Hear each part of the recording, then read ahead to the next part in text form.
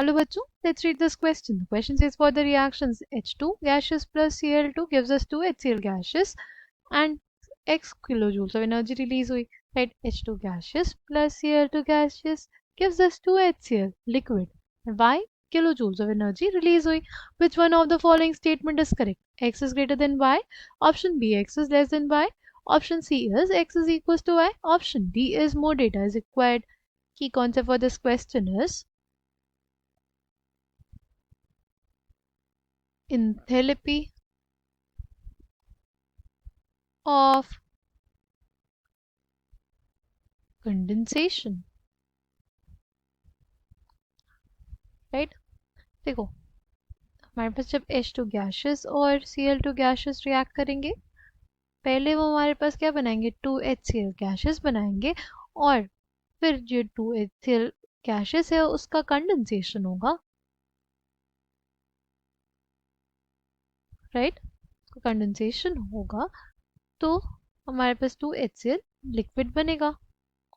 Right, इसमें हमारे पास energy कितनी लग रही है, इसमें Y एनर्जी रिलीज हुई है. ठीक है, और इसमें हमारे पास कितनी एनर्जी रिलीज हुई है, x kilo joules of energy release हुई है.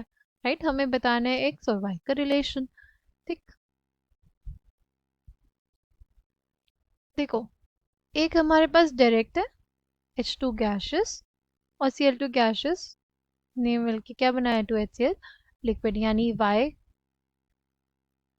Is equals to minus y is equals to, क्योंकि एनर्जी रिलीज हुई है इसलिए minus y is equals to क्या लिखेंगे हम लोग, माइनस एक्स प्लस कंडेंसेशन में जो एंथैल्पी ऑफ कंडेंसेशन होगी वो हमारे पास में एनर्जी रिलीज होती है, उसमें एनर्जी रिलीज होती है. वेपराइजेशन के लिए हमें एनर्जी देनी पड़ती है और जब कंडेंसेशन होता है तो एनर्जी रिलीज होती है. यानी ये जो एंथैल्पी आएगी जिसको हम लोग z बोल दें वो हमारे पास रिलीज होगी, इसलिए उसको माइनस z लिखेंगे.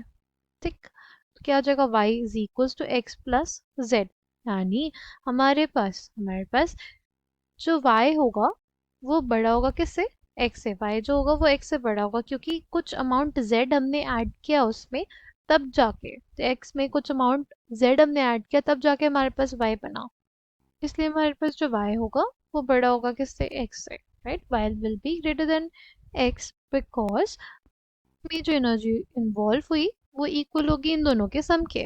राइट, और ये हमारे पास रिलीज होता है, ये भी रिलीज एनर्जी हो रही है, ये भी एनर्जी रिलीज हो रही है, इससे दो तीनों के नेगेटिव साइन थे, तीनों कैंसिल आउट हो जाएंगे.